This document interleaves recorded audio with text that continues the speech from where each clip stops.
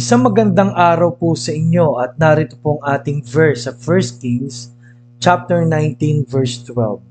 And after the earthquake a fire, but the Lord was not in the fire, and after the fire a still small voice. Si Elijah po ay nagtago sa kuweba at lumindol, no? Katakot yan yung mga lindol. May sunog, no? Imagine niyo, no?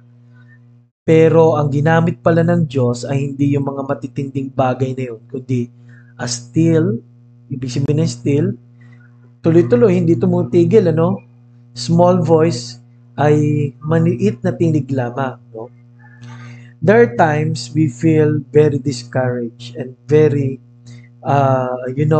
tahimik ang paligid pero ang ating pong puso ay hindi tahimik at ang ating isip sa pag-iisip.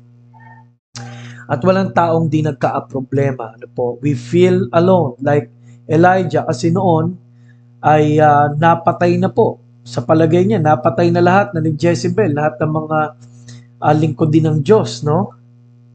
This is after a great victory over the fire coming down from heaven, quenching o sinunog yung offering nila na pinainggan ng buhay na Diyos, ano? Napatunayan dito na ang Diyos ni Elijah ay buhay. Kaya lang, pinagpapatay, no, hinuhuli, mabigat po at sigurong itinanggi rin ng mga kamag-anak ni Elijah. Si Elijah kaya siya nagtatago or naaramdam na siya ng pagod, ano po, dahil ibinigay niya na ang lahat.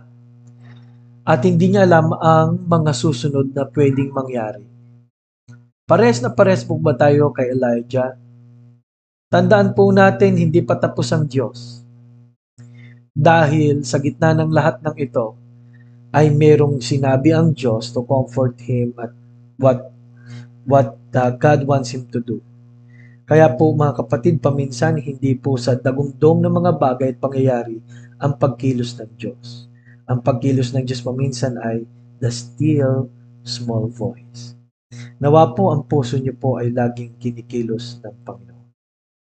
Panginoon, lagi niyo pong kakausapin ng still small voice ang bawat isa. Maraming salamat po sa pangalan ni Jesus. Amen.